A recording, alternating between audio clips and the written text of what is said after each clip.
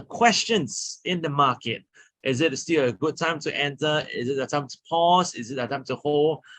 Some launches did okay, but some did exceptionally well. So this is some of the questions that have been on the mind of a lot of individuals. Okay, so before we begin and pass my time on to the speaker, I'm sure those of you with the link or some of you Promex agents that you've just logged in as well as your clients are still coming in.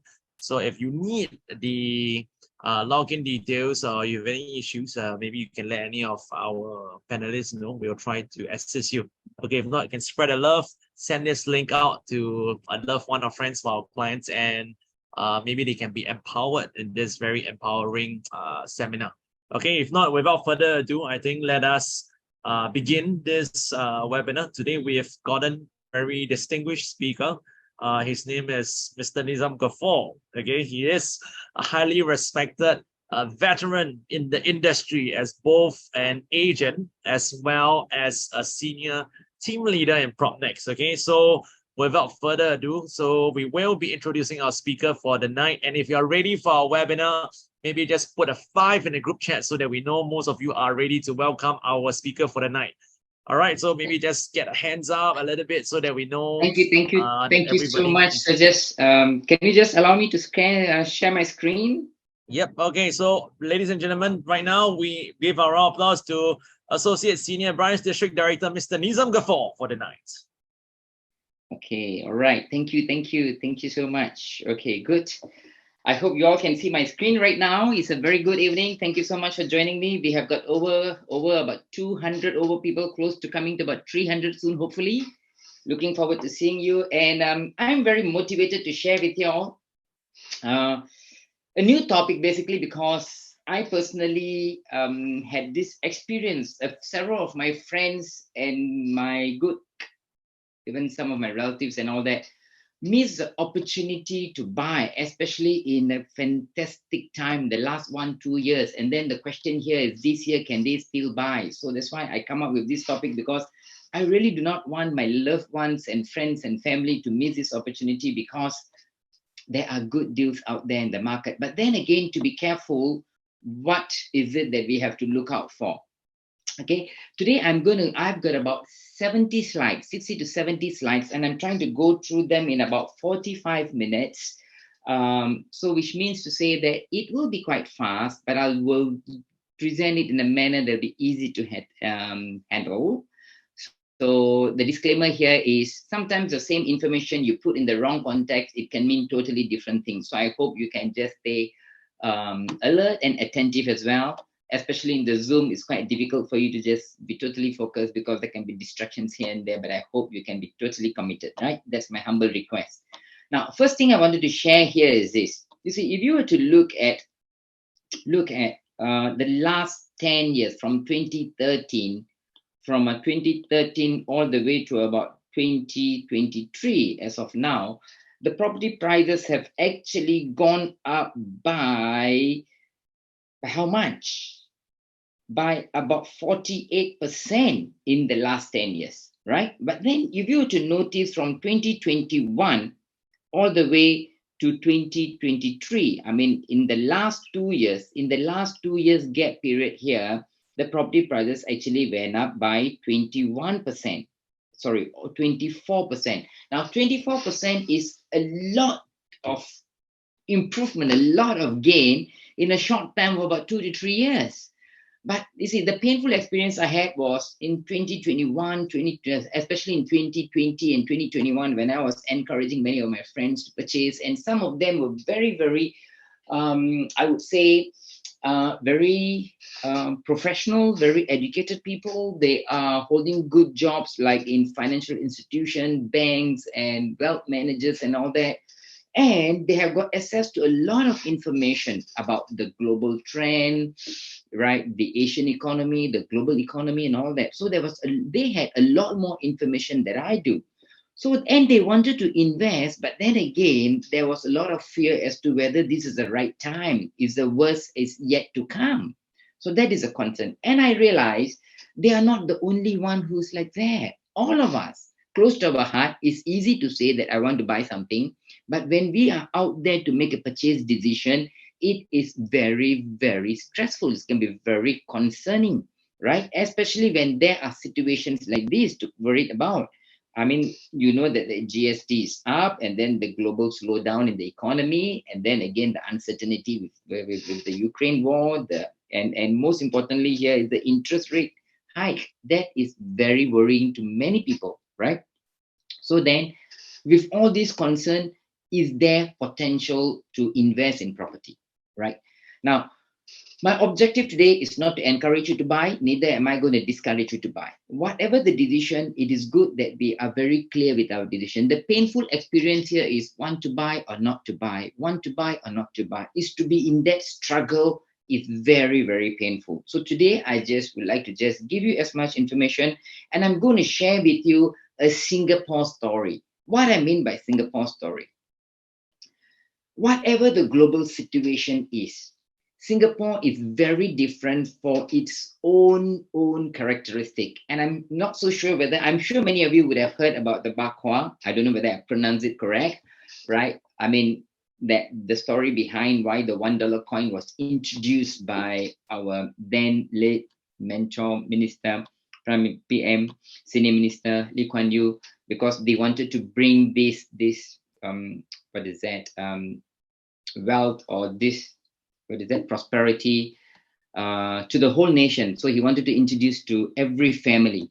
But I'm not going to talk about the dollar, but I'm going to talk about what are the 8 pillars that is so different with regards to Singapore, that regardless of the COVID, regardless of the global situation, the interest rate, the cooling measures, why are property prices so stable and gradually on the uptrend? The question here is, will these be sustainable? This will be in the mind of many people. And that's why, while we want to look at the trend in the past and the anticipation of the future, it is important for us to understand why Singapore is different. And that's the reason why I wanted to share a Singapore story. Now, the first pillar of Singapore, the first pillar, what holds our market to be so strong here is because we are a prudent and a prepared country, a prudent and cautious government and policies to prevent any catastrophe. Okay, now look at this. What does this shows? And this I must thank Stella Theo from BSA for putting these things together.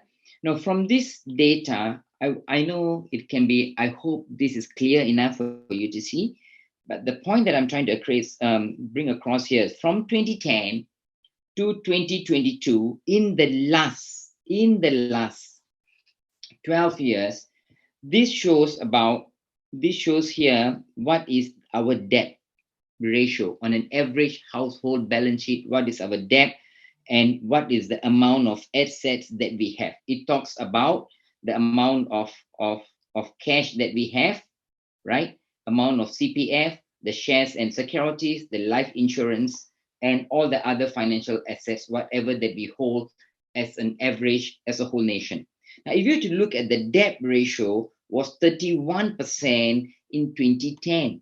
But as of last year, our debt ratio came down to only 22%, which means for all the assets that we have, our debt is only 22% of our entire asset. That means we have got a very strong balance sheet. Our nation on average, if we were to talk about the household, right? Many people have got assets, cash, or some form of investments, right?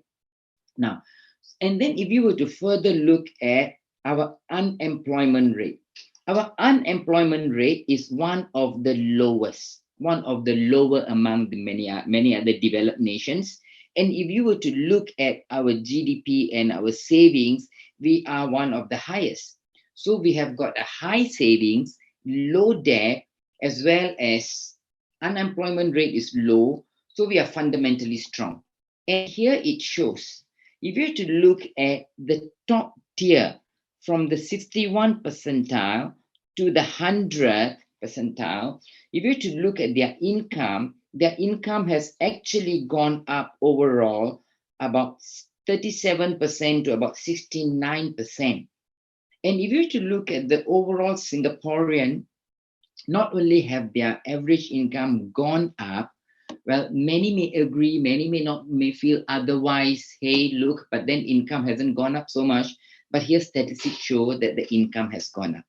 And of the people who have been staying in private property in Singapore, of all those people who have been staying in private property, they only make up to about 21% or about 22% of the top tier of the income earners. Now, if you were to look at the top 40% of the top tier of the income earners, we are looking at about more than 500,000 people, half a million households, which is about 559,000.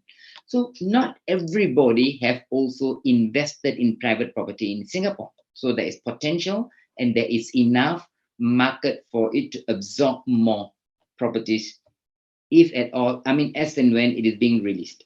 Okay, now let's take a look at the new resale trend in the market. Okay, in 2022, last year, if you were to look at the Singapore citizen and the PR, the Singapore citizen and PR in the year 2022, they make up for 95% of the purchase. Yes, but what does this mean? It means our economy or our property prices are not heavily influenced by foreigners. You see, when there are too many foreigners purchasing Singapore property, or when they buy every year or every other quarter, if they are going to be influensive or if their number is going to be substantially big, it is dangerous because they are the one who are influencing our price. But if you were to look at it in the year 2010, just about 12 years ago, the total PR as well as Singaporean only made up for about 84%. But now it has gone up to, last year it was up to 95%, 2022, 2023 as of first quarter is 92.5, right? So it shows that Singapore on its own, our demand in the local property is far absorbed and is real by Singaporeans. It's not because of foreign influence. Now, the second thing that we need to know here is the Singapore property support structure. What do I mean by that? It means different property sectors are neatly stacked onto one another, each sector keeping pace with growth, supporting and pushing the other sectors up as it strives towards a sustainable growth.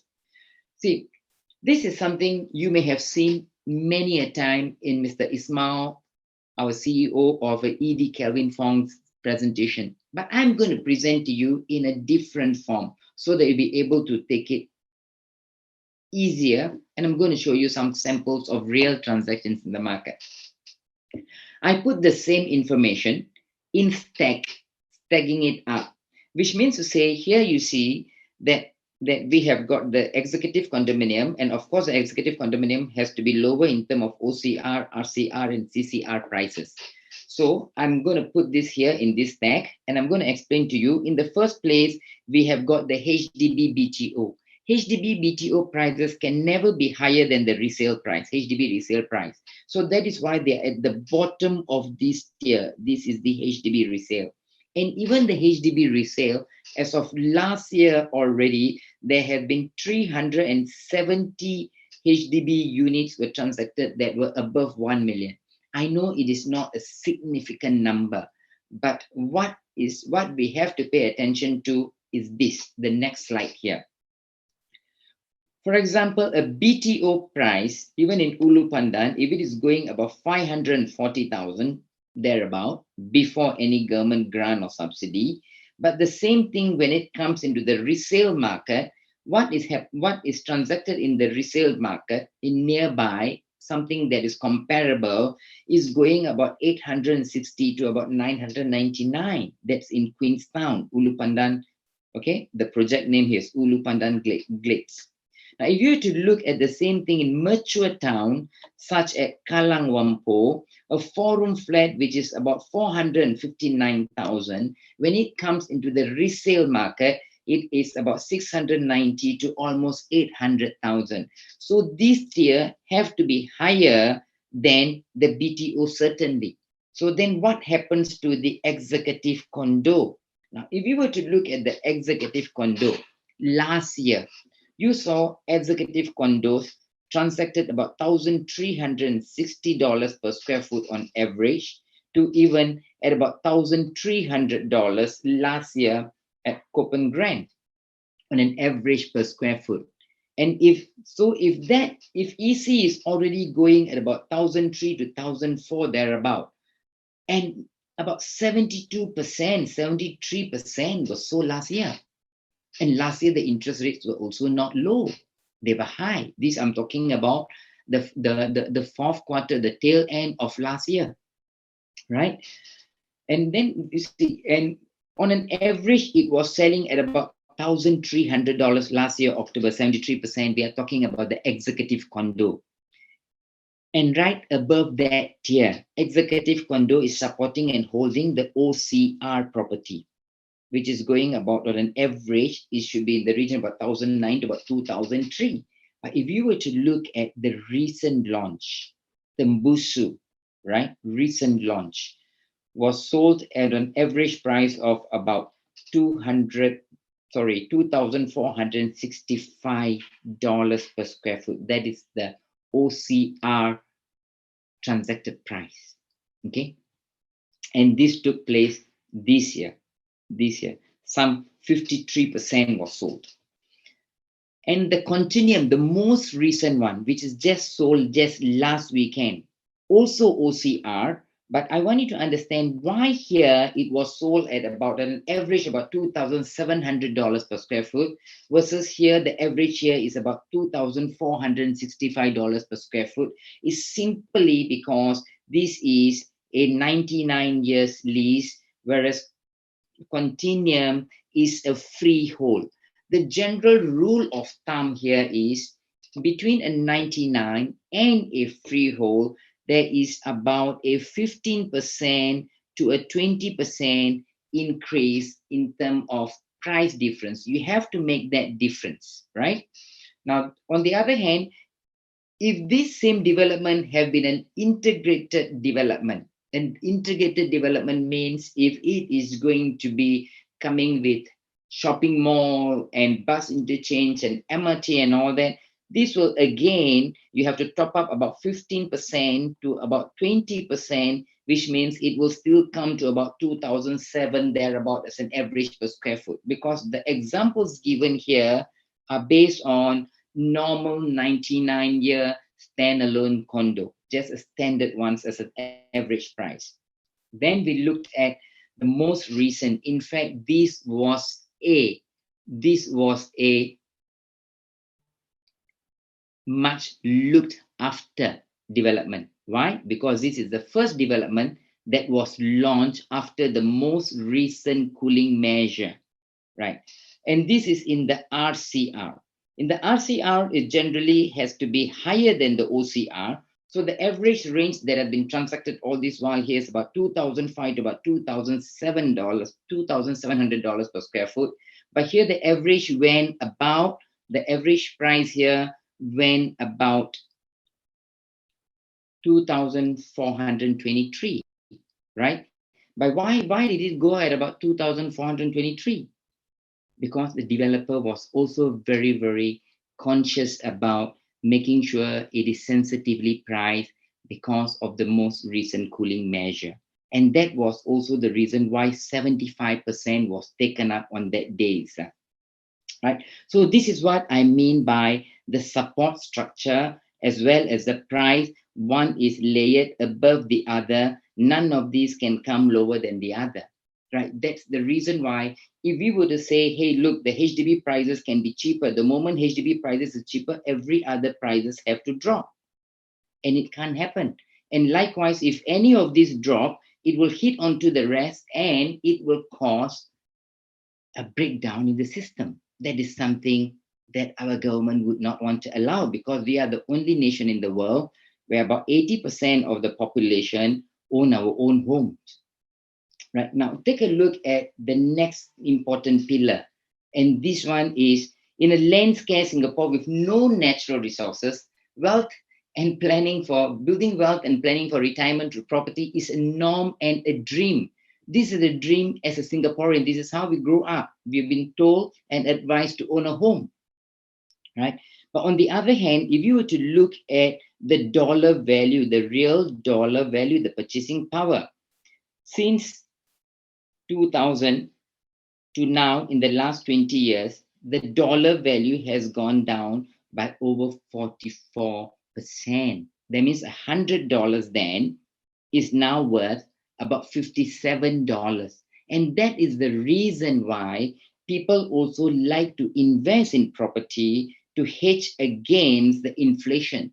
Now, today, of course, during our grandparents' days and maybe even during our parents' time, you can buy a property at $1 million and sell it at 2 million and 3 million. But today's trend, you know that is not possible. However, people still invest in property is with a different approach. All they want to do here is over their lifetime, right?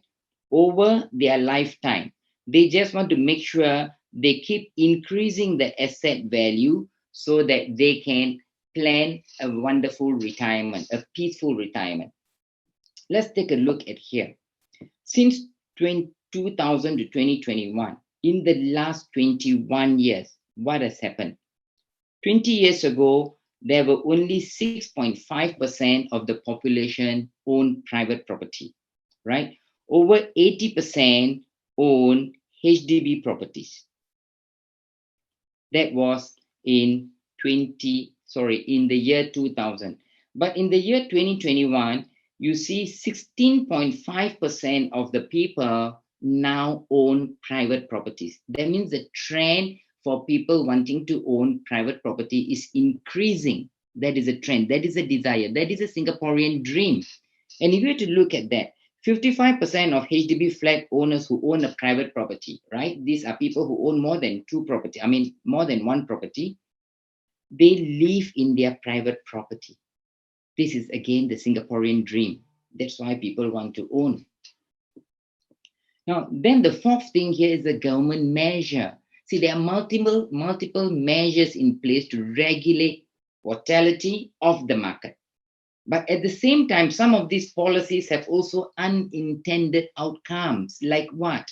See, why is it that despite the cooling measures, despite the COVID, everybody was expecting the prices to come down, but it didn't come? Because people cannot react to sentiments. If people were to just sell the property within 1 year, they will have to pay 12% as a tax to the government. And if it is within 2 years, or if they were to sell on the third year, within the third year, after the second year, and before the third year, they got to pay a 4% as a government tax payable, the stamp duty. There's a reason why people don't react to sentiments. People hold back selling. Even if the market is down, they rather hold. There is no panic selling. It is because of this. And if you were to look at the most recent increase in the ABSD, there was an increase by 3% here and an increase by 5% for Singaporean who want to buy second and subsequent property, right? And for PR who wants to buy a second property, there is an additional 5% and a third property additional 5%, right? But of course, this is more targeted to the foreigners, and it's good it's being done because we are seeing an increased interest in foreigners coming into Singapore, and the government want to protect the residents from the foreigners. But this 3 to 5%, right, that is again is only for people who want to buy second and subsequent property. But there are already a lot of Singaporeans out there, based on the statistics that we show, that they are in the top tier. About 20% they don't own a private property. So there is still potential for the market to absorb more private property purchase. Now the TDSR, what does this show? It shows that people here are prudent.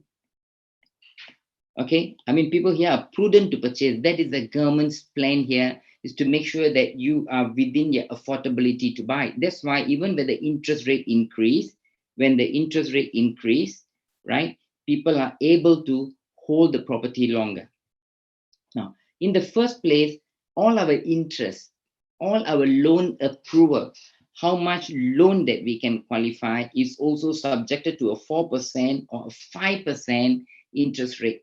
So that means before you go to the bank and ask the bank, hey, look, I want to take a loan, the bank is already assessing you, anticipating that the interest rate can be high, up to 4% for residents and 4.5% for non-residents, in order to qualify your loan. There is so much of prudence in place so that there will not be panic selling. And that is the reason why, despite all the ABSD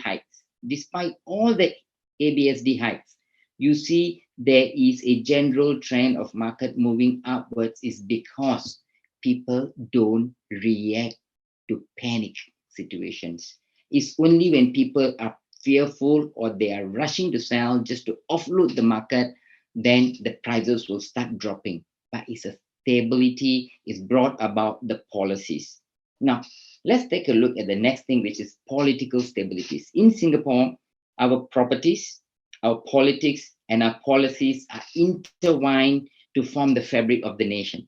Because we like it or not, property prices are a huge part of the political stability as well, because we are the only nation in the whole world who own our own home. And if you were to talk about the political stability, we are one of the highest, most stable country in the world. And this could also be, what could this also mean? It could also mean it would attract more foreigners to become SPR and to convert into becoming a Singapore citizen as well, right? And that would also contribute to an increase in the local purchase, because once they become an SPR, well, it's just a standard 5% ABSD. And once they become a Singaporean, then it's a normal, there is no ABSD, right? And see, it is because of our HDB home ownership campaign that was introduced in 1964. It's like so many years ago. It has become our habit and our desire to own a home. We are hungry to own a home. And what else do we want to do with our CPF that was introduced in 1968? So in a way, all this money and our habit and our pattern and policies are in place, guiding and helping us to invest, to own a home. Now, take a look at the Singapore currency. This is one of the most stable currency in the world. But what does this mean? How does this benefit us? How does this make us more stable? And this is also the reason why many foreigners are investing in Singapore. And this could also be the reason why some of the foreigners may not mind paying the additional ABSD. This one is the 60% ABSD. This is the most recent, this is the very, very most recent ABSD hike, where from 30% it was increased to 50%. Sorry, 30% increase to 60%, from 30% increase to 60% for foreigners. Despite that, 4 units were purchased by China buyers. Whether it is China buyers or non-Chinese buyers, that's another thing. But I'm not talking, and I'm not saying that more buyers will pay 60%. I wish not. I hope not. We don't want an economy, or we don't want our property prices to be pushed up by foreign demands. Let it be as healthy as it is right now, with about 95% local demand. But why I'm sharing this here is some foreigners may feel, rather than keeping my money in my own country and it losing its dollar value, I rather put it in a stable currency where it is strong and the government is strong, the economy is strong, and if I invest in the property, not only can I hedge against the inflation, but the potential investment growth, and at the same time protect the dollar value. Foreigners think differently from us because our dollars are strong. Okay, now the 7th here is our global hub and our positioning. With our geopolitical and economic outlook, it has become enticing for foreigners to become SPR and eventually to become a Singaporean. And there's a reason why, even in the year 2000, there have been so many family officers, foreigners, the well-to-do. Yeah, the people who are well-to-do are coming over to Singapore to set up their family offices. Even if you to look at strong names, branded names are bringing their offices here, and that would mean more employment created for Singaporean, as well as more foreign talents working in Singapore as well. And what are they likely to be doing? They may even be enticed to become permanent residents or Singaporean, contributing to our population, our national growth, and to be picking up our local properties as well. Okay, there's also been changes to encourage global talent to come into Singapore, and Singapore as a strong economic foundation because of I mean, these are the informations I got. You know, any one of you can go to EDB and take a look. But I want you to understand these are our strong pillars. But there is something which is most important. I'm keeping it for the best. And that is the thing that is changing the entire market, which is the changing consumer pattern. But before I go on to that, let's take a look. Singapore has even overtaken Hong Kong. Well, we may think that what has that got to do with property? But these are making Singapore to be in the hot spot, in the interest of everyone in the world to look and put their money into Singapore to invest, including our properties as well. Okay. Now let's see. I'm not so sure whether you are aware, but then this is something that I found very interesting to learn. Singapore is probably the most efficient urban and land use planner in the world. There are delegates who come to URA, often from other nations, to come and study how Singapore plan and use the land space. We are so small, Singapore, but Singapore have innovative solutions for urban planning. And they put a lot of research and work with latest ideas to find solutions such that they can contribute to shaping a quality living environment. That is Singapore. Anyway, we have no choice, right? So, but we are so efficient. And so our quality of houses and living standards are high when it talk about property. And in 2017, it was actually featured in the Business Times whether the property prices may even double by 2030 or not. I'm not so sure, but all I can see here is that price is moving up. Let's look at the state of the market right now. From a supply perspective, the total number of unsold stock, what we have here is just 16,252, right? That was in 2022. On an average, if we were to look at the average annual take-up rate, it is about 1.87. Sorry, I mean, based on the balance or based on the annual sales, if you were to look at the whatever the balance stocks that we have, whatever that is in the CCR can only last for about 2 years and 3 months thereabout, whereas what is left in the RCR market can only be there to sustain a supply of about 2 years, and the OCRs is even less than 2 years. So if there is an oversupply concern, actually it is not, right? And our government is very, very careful about not to introduce policies that will bring down the price tremendously and then affect the population, because we all own homes. Neither do we want the government want the prices to shoot up so much that it becomes beyond the ability for people to own. That's the reason, particularly if you were to look at the trend of all the three areas, right? The lowest here is in OCR, and RCR is less than 1.87 years is the supply.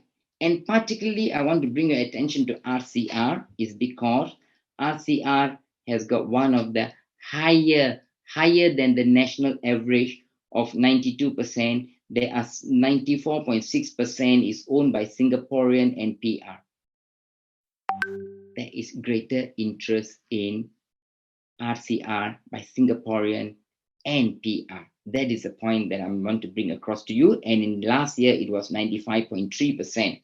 Now, if we want to look at a market, there are many ways to assess where and how the dynamic holds. And if you want to look at what is the way, can you still be buying, what will be a safe bet? I've shared with you 7 points as to why it's very difficult for Singapore property prices to drop. These are all the demands. These are all the reasons. But particularly, I will always like to look at urban renewal plan, because when you buy a property where there is urban renewal plan, that means you are buying a property not because the developer is selling, but because the government takes an interest in those areas to ensure that there is a change to the region. Now, let's just take a look at an example. I mean, I just wanted to share. In some years back, I was just doing a session on master plan, because I like to study the master plan, because it is important for you to understand how the master plan can make change, because it is a forward-looking approach. Our government always plans about 10 to 15 years ahead, and they revise every 5 years. So if you were to just watch and purchase or make an investment decision that can ride on the wave and the benefit of the master plan progress, it will make a huge difference to you as an investor. Now, a case study. This is Florence Residence. This was launched in 2019, early 2019. They have a total of 1,410 units. And on the launch day, only 54 units of the 1,410 were sold, right? That was because of a cooling measure that was launched at that point in time. Yeah, people were worried whether should they be buying and all that. There was all this concern. Then the following year, when I was looking at the master plan, the team and we noticed something. In 2008, the master plan here, this is the Hougang Central. Florence Residence is further down somewhere here, right? Probably like 5 to 6, 7 minutes walk there. We noticed that this is part of residential and this was commercial and residential, a mixed development. But in 2019, we saw there was a change of master plan, making this entire area to be a mixed development right above the MRT station. That means this could be another integrated transport or integrated development connecting to an MRT potentially. We do not know. But otherwise, why would it be right above the MRT? So that was very interesting. Hey, did we spot a gold mine? So then when we started sharing the potential, then people started buying the idea and they realized the fact that, hey, it can be a good place to invest. Now, in 2019, when it was launched, you see, people bought at a price of about 1,200 to about 1,300. But this same purchase that was purchased from the developer, in the later years, in 2021 or 2022, the developer was selling the balance stock at about $1,800 to $1,900. Now, people who bought earlier in 2019 and 2020, they are making about $500,000 to about $600,000, because on an average, if it goes up by $500 to $600 per square foot, for $1,000 per square foot, 1,000 square foot or 900 square foot, can you imagine you're making about 450,000 to 500,000? Because of few reasons. One is the time at which you buy, at the early stage before the development comes in. In fact, this change has not even materialized yet. So when that happens, I do not know when, but when that happens, I potentially see greater capital appreciation potential for this development, those people who bought at that point in time. Now, then the interesting thing came about. When we look at this Bukit Timah Master Plan 2014 versus 2019. Now, we saw in 2014, this place where right now it is going to be the reserve residences, another case study, it was meant to be a health and medical care. This land has been there for very long, vacant. It was designated for health and medical care. But in 2019, the government rezoned the place. They rezoned this as commercial and residential. Now, once it is rezoned, that means there is going to be a regional growth potential taking place.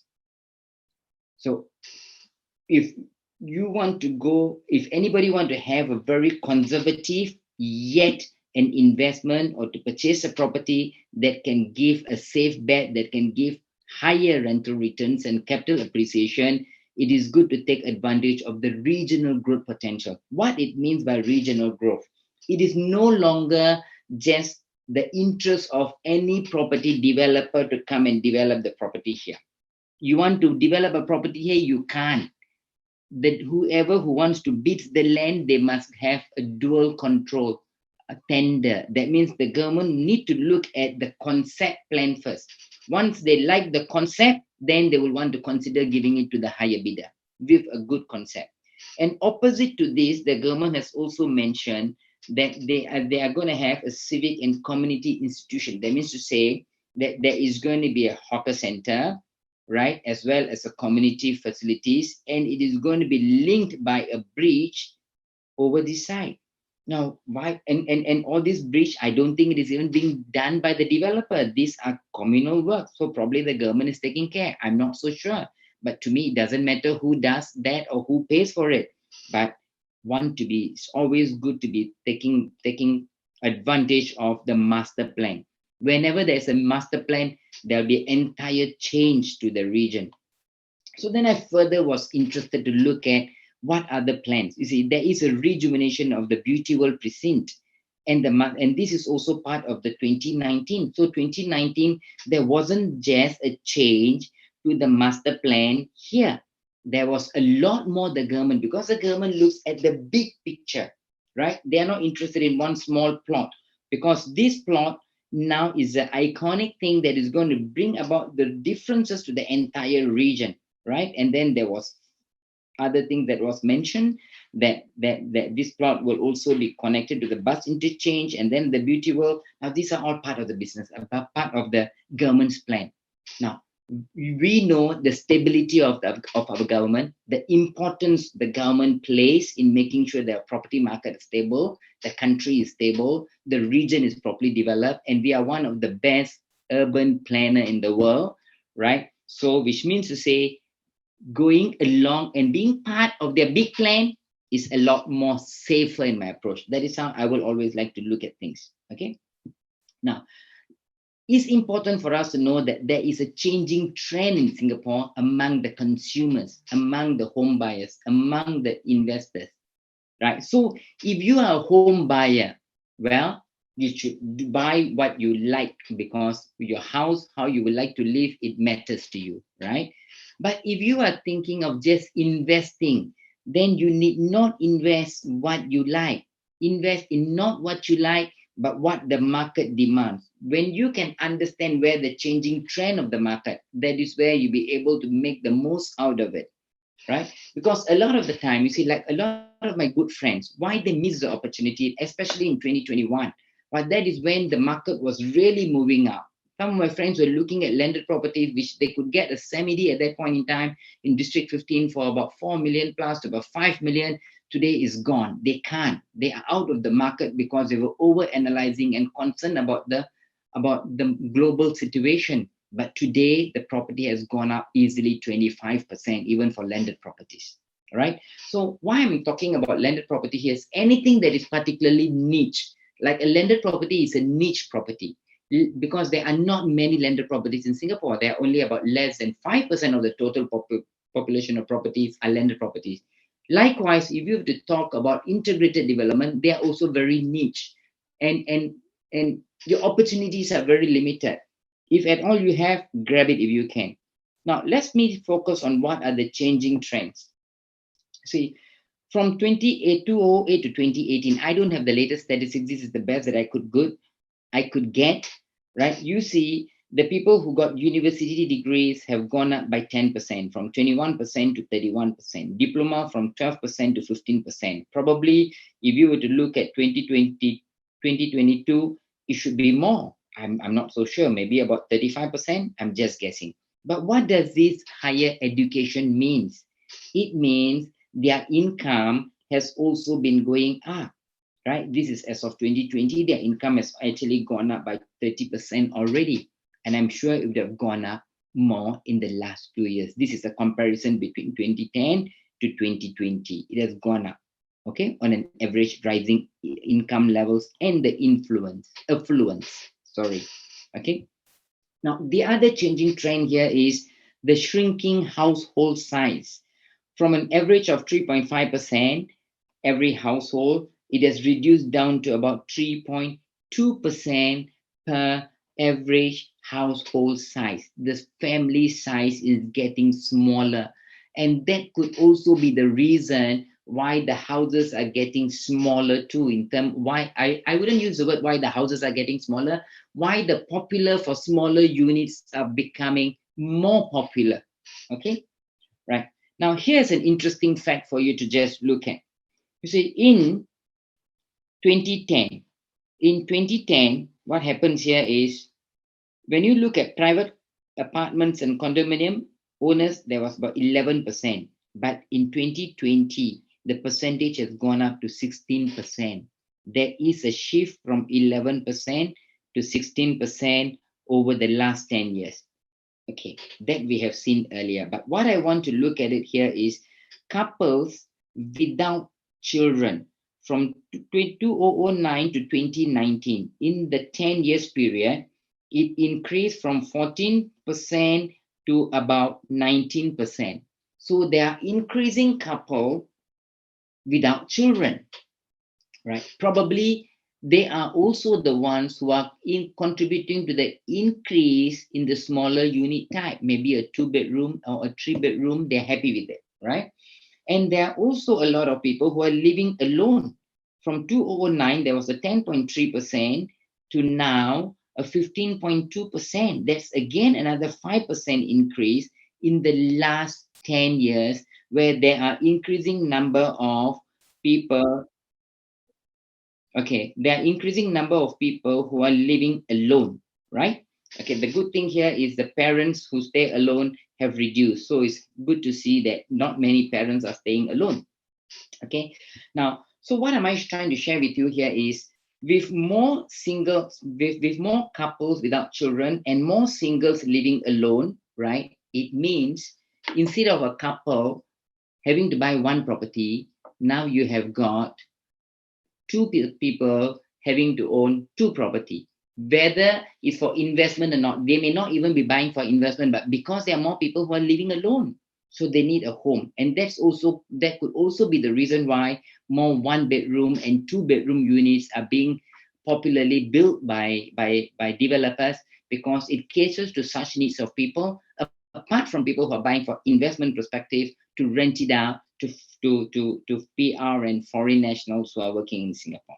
Okay, so again, if you were to look at the affordability, right, it shows that only about 22% of those people in the higher income bracket actually own private property. So there is potential for the market to absorb a lot more, right?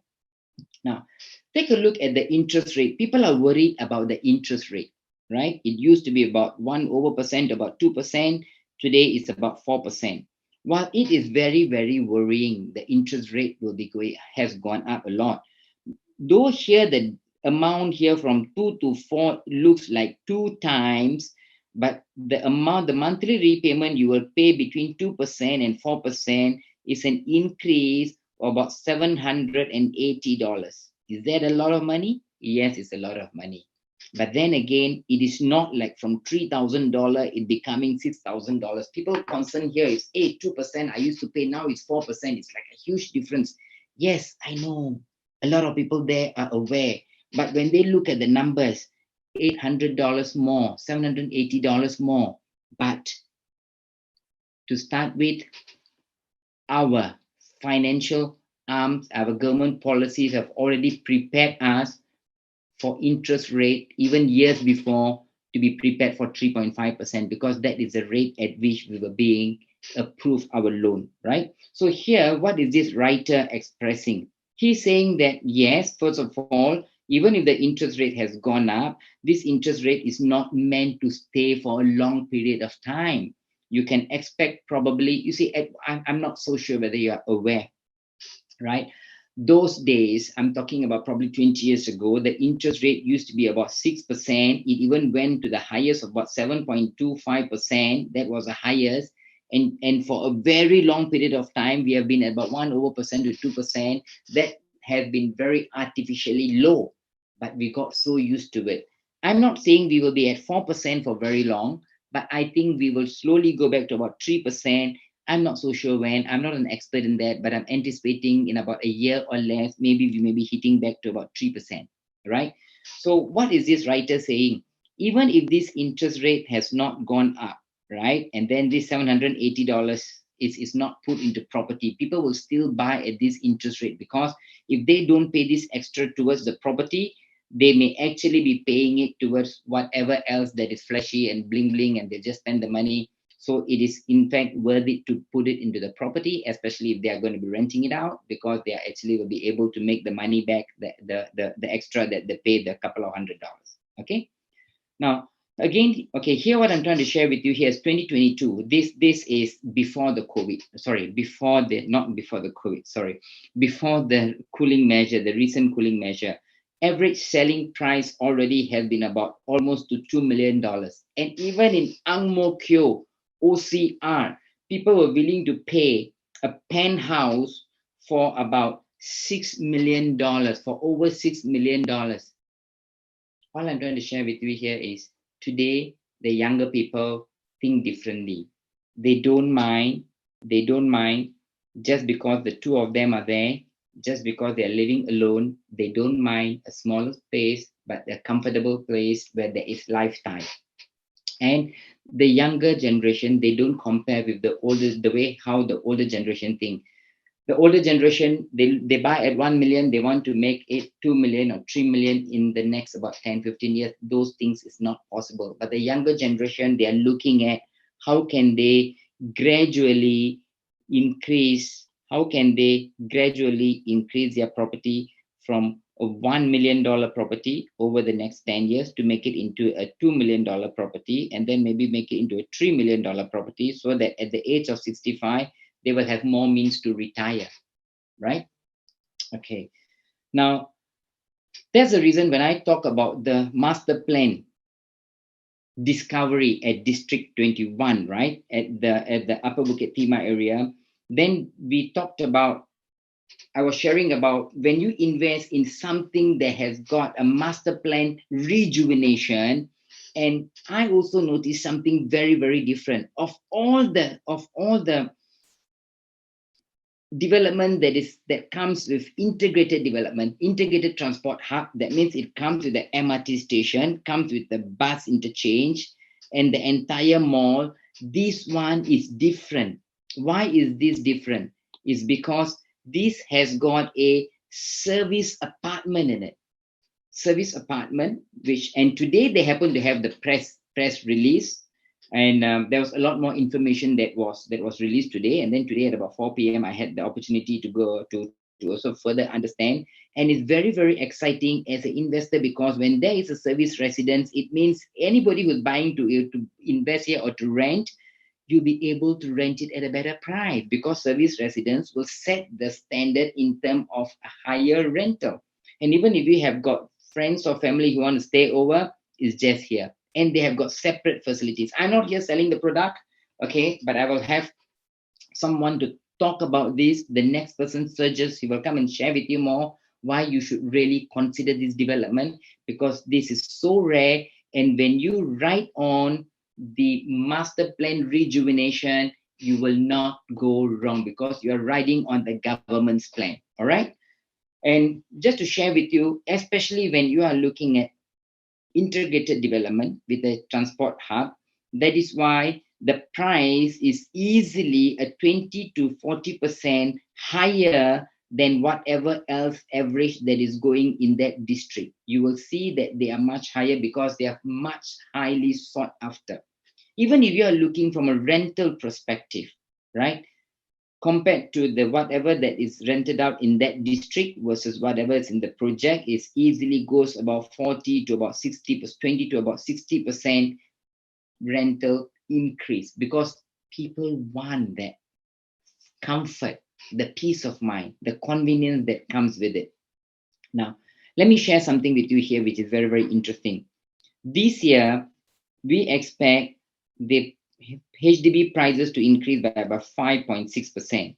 At the same time, the private property prices are expected to increase of about 4 to 5%. A simple thing to share here is this. These are the little experiences I've shared.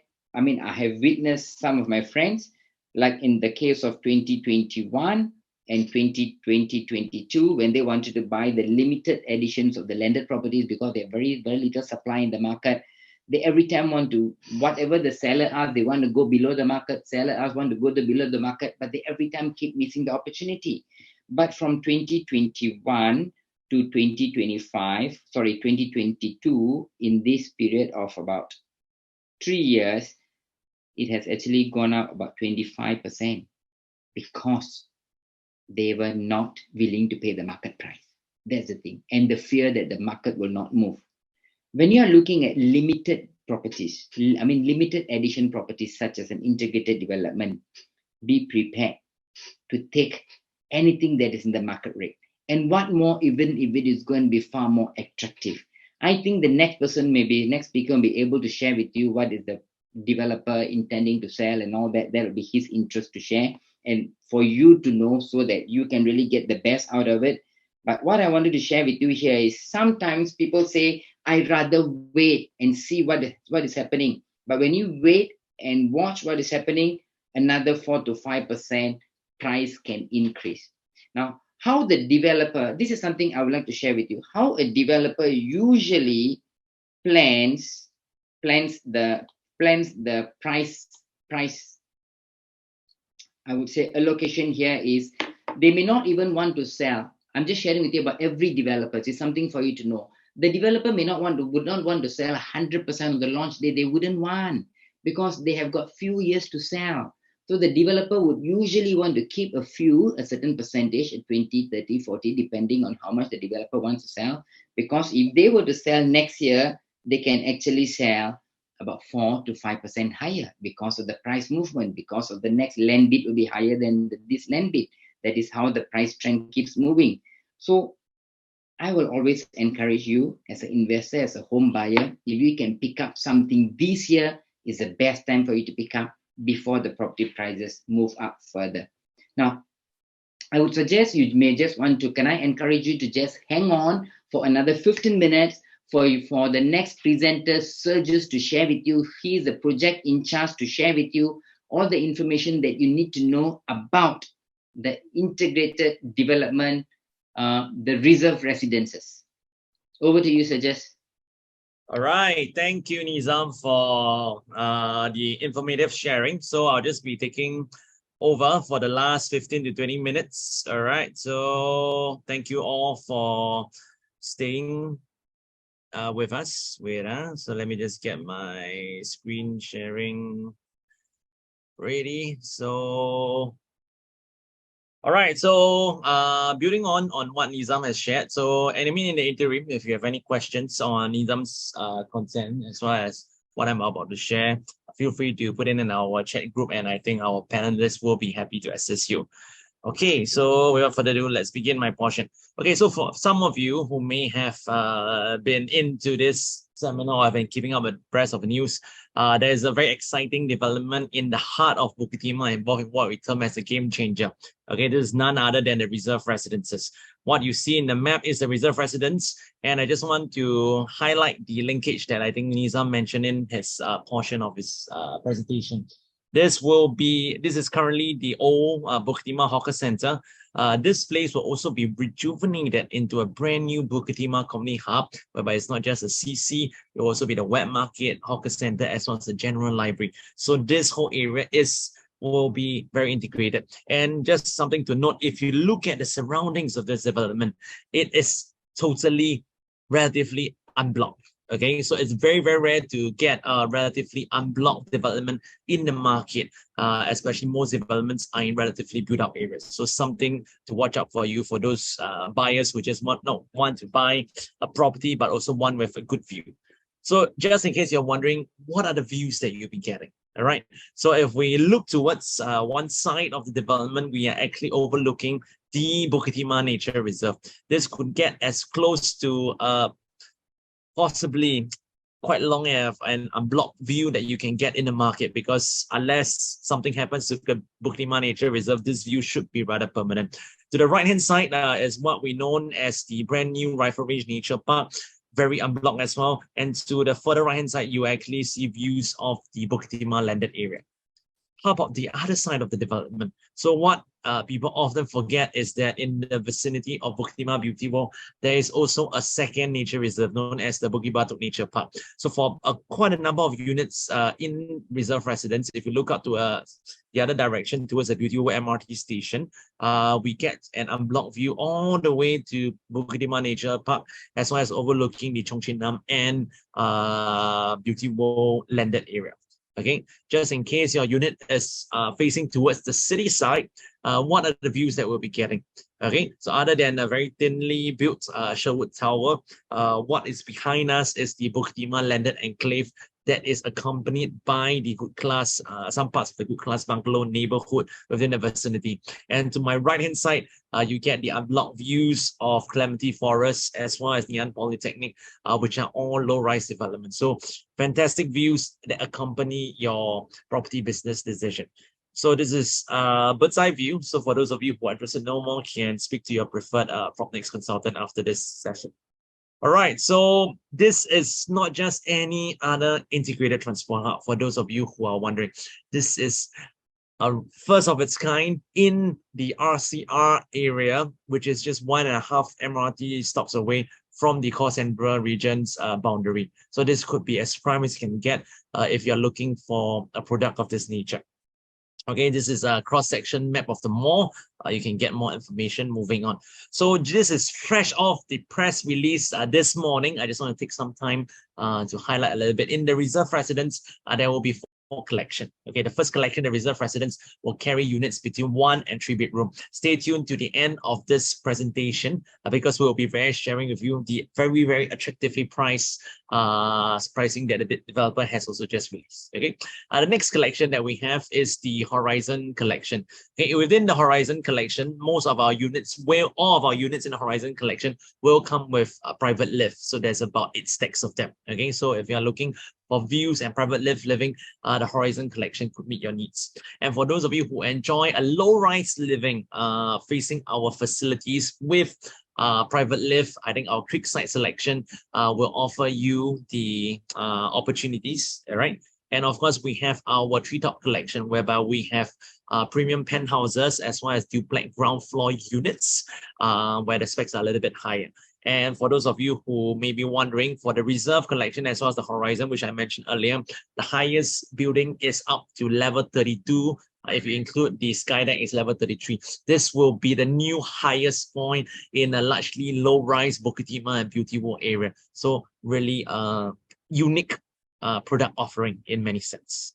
Okay, so among the facilities, just some of our artist impression, we include 70 over lifestyle facilities, 600 jogging trails, 7 pools, tennis courts, indoor gym, dining pavilions, and many more. So reach out to our PropNex consultants. So I really like this view or this snippet, especially the bottom picture, really shows you how reserve residence is literally a cut above the rest, because we are significantly higher than the majority of the buildings around, because Bukit Timah Beauty World is largely a low-rise area, gazetted for landed, as well as maybe the presence of a few important areas around. So the buildings here are generally not too high. So when we saw that the planning permission for the reserve was allowed to build up to level 32, 33, this is something that view lovers cannot miss. Okay.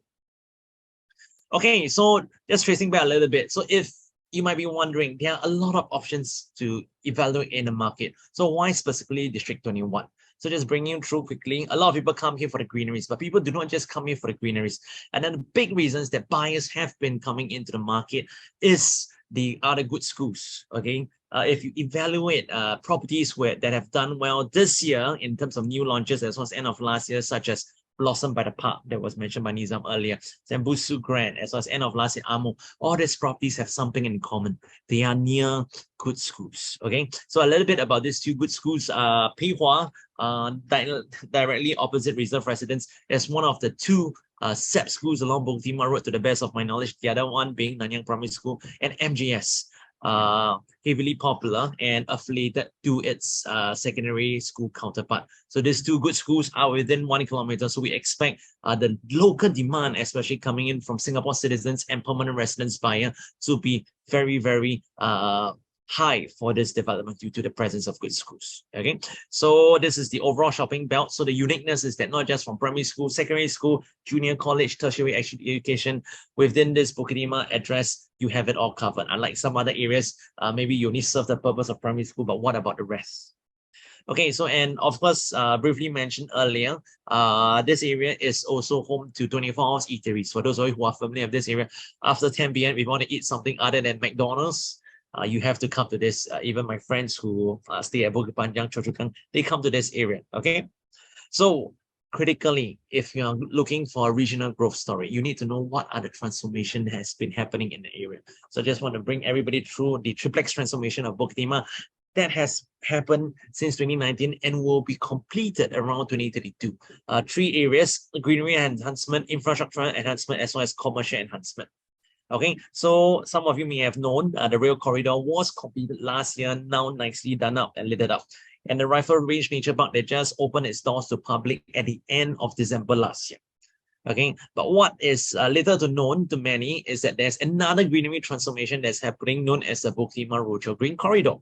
The Bukit Timah Rochor Green Corridor, an exciting project, is going to link eventually down to Kallang Riverside Park. For those of you who have been driving around Bukit Timah, Danny Road, you will see that in between King Albert Park as well as 6th Avenue, there are construction happening on top of the drainage area. All this will become the brand new Bukit Timah Rochor Green Corridor area.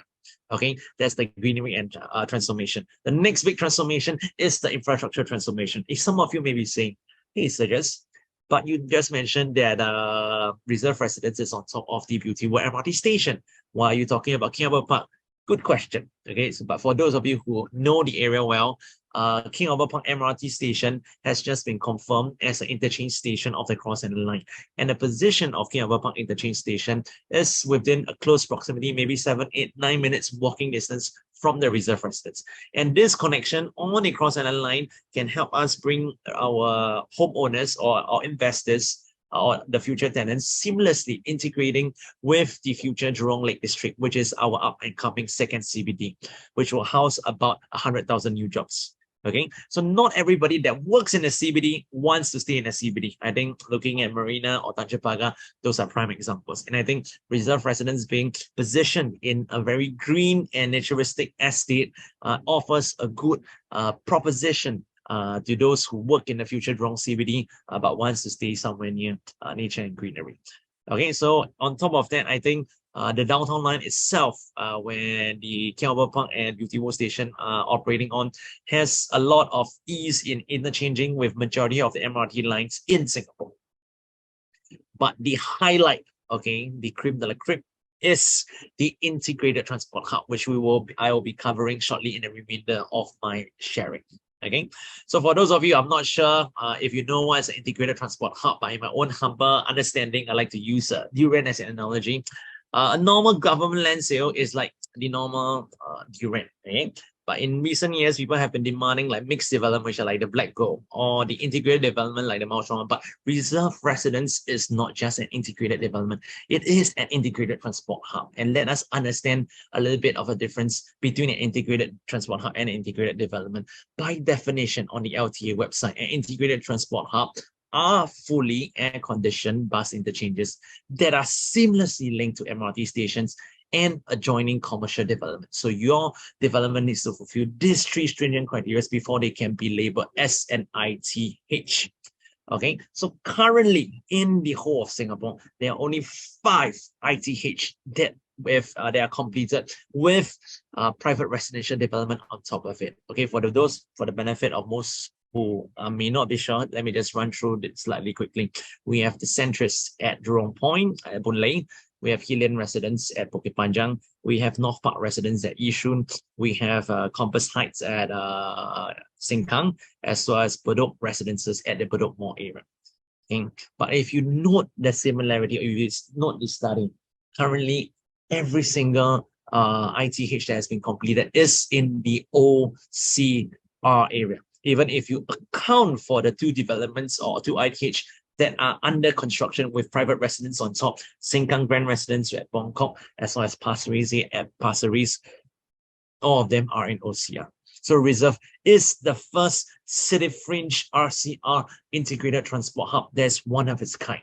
Okay, so if you look at just how rare is an integrated development, if you look at SingStat statistics, which they update every June, to the best of my understanding and knowledge, there's about 337,000 condominium developments as of last year in June 2022. Among the developments that have been completed, if we only strictly look at integrated transport hub, there's only a 1% of them in the whole market. So an integrated transport is not just another new launch, it's not just another new build. It is a development that is in a class of its own, just 1%. Okay, so it's not every other Sunday you get to have the opportunity to purchase an integrated transport hub.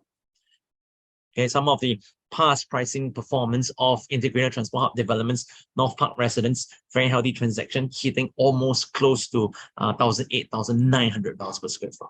The Centuries at Jurong Point, despite its age reaching close to 15-20 years, but the price trajectory performance has just been strong because integrated transport hubs are so popular. It's an all-in-one transport solution.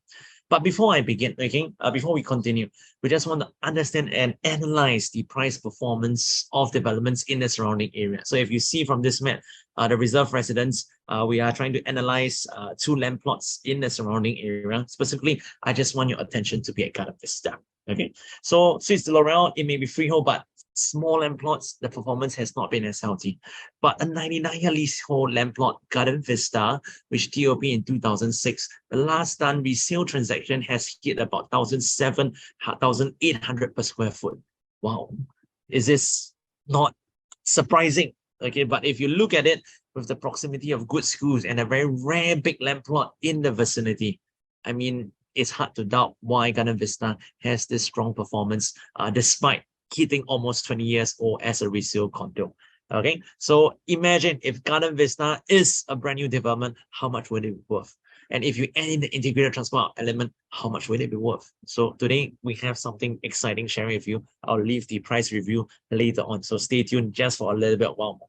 Okay, but for those of you who are in the area or know the area well, you will also know that there's a phenomenon. For almost 40 plus years, there hasn't been any new big shopping mall icon within the Bukit Timah Beauty World vicinity. Some of you may say that there's the Link at Beauty World. Some of you may say that there's KP Mall residences, but those are small commercial developments. The big ones, the last one was TOP in about 1983. Okay, so when the Reserve Residence TOP in about first quarter 2028, it would have been almost 45 years since the last big commercial icon has been created, and Reserve will be the biggest commercial icon in the whole Bukit Timah Beauty World, changing the face of the landscape in the area. Okay, so just as understanding just how big is the Reserve Residence, if we take a simple comparison to Jurong Point 2, which is the other integrated transport, one of the other integrated transport hub, Jurong Point 2 site area is about 33,500 square meters. The Reserve Residence site area is about 32,185 square meters. So Reserve Residence is almost as close to the size of Jurong Point 2. So can you imagine? And almost the size of Jurong Point 2 appearing in the heart of Bukit Timah Beauty World. How big would that transformation be? Okay, so make sure you stay close with your trusted PropNex consultant who will give you all the good information to help you make an informed decision together. Okay, so this is the unit mix. I shall not go too much into it. You can always have this information from your PropNex agent, the 4 collections, which I have covered a little bit earlier. But just as per what Nizam has mentioned earlier, before I end off this presentation in my last few slides, Reserve is also the first integrated transport hub with service apartments being imbued together with it. So usually, if you understand, service apartments are mostly located in the core central region. Okay, it's very hard to get service apartment outside core central region because it requires a government planning permission. But in my humble research, there's one quite sizable service apartment that's located in Buona Vista. Okay, in Buona Vista, there's Park Avenue Suites. I did a random check about 2 to 3 weeks ago. A 1 week stay in a 1 bedroom, a premier room, in that service apartment costs about $2,745. A 1 month stay would have translated to about $11,000 to $12,000.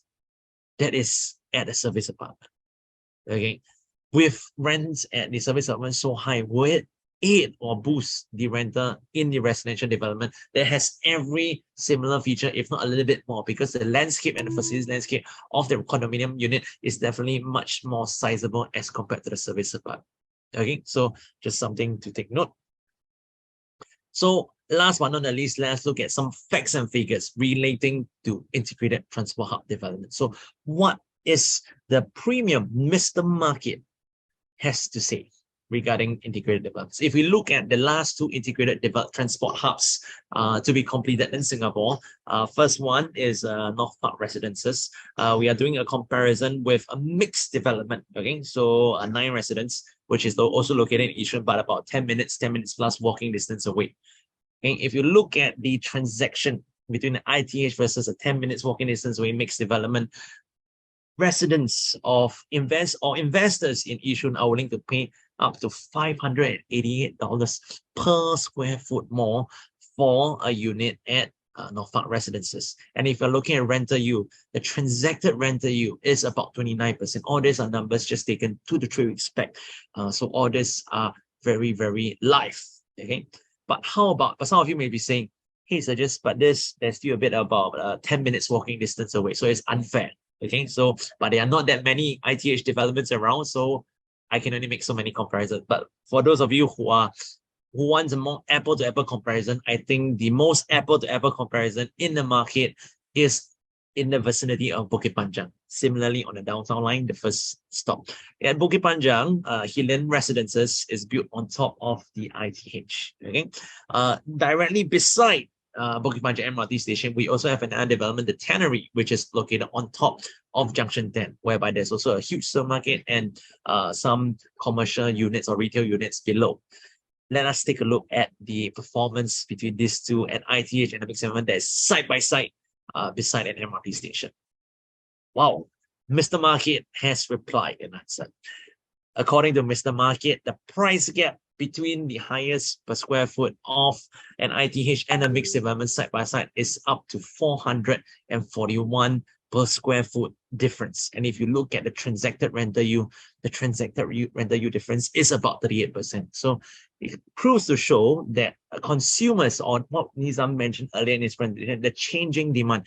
Everybody is looking at a better quality of life. With ABSD, a lot of people have only 1 or 2 bullets in their pocket, if you look in a husband and wife scenario, to purchase a property.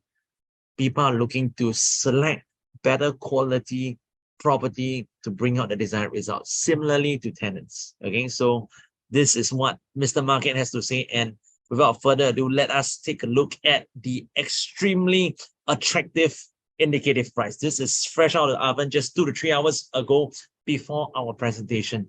The indicative starting price for the reserve residence is as low as 2,305 per square foot. And if you compare it to most of the other new builds or new launches that have launched this year or are going to launch this year, most of them are normal residential development without any integrated transport, and some of them are not even beside the MRT station. We are directly on top of the MRT station with a huge integrated transport, and we are also directly connected to the Bukit Timah Community Club. And we are the new icon of Bukit Timah, being the highest point. And there's a product difference from a product perspective as compared to most of the largely low-rise development in the vicinity. This is really a game changer, and I do believe the title of Unbeatable Launch Prices is accurate to describe this surprisingly good news. Okay, so if the market is even more vibrant than this, I don't think the developer will launch it at such a attractive price. So take advantage of the current market opportunities when you present yourself. Okay, so just in case some of you, after listening to my short presentation, are keen to explore the reserve residence, the confirmed preview date is between 13th to 23rd of May. The first upcoming weekend is starting to get quite packed. So for those of you who would like a more enjoyable viewing experience, maybe we will suggest you to come during the weekday or maybe consider exploring the second weekend. But get in touch with your preferred PropNex consultant and they will make the arrangements for you. Okay. And upcoming, we also have another night event on the 16th of May. So for those of you who like to visit a sales gallery at night, 16th of May, we can host you to our night event and also to a night viewing experience at the reserve residence. The confirmed booking date is on 27th of May. Estimated TOP, for those of you who like quick information, is on first quarter 2028. Floor plans are available. A lot of information is available. So contact your trusted PropNex consultant who invited you to today's seminar to book a sales gallery appointment with us.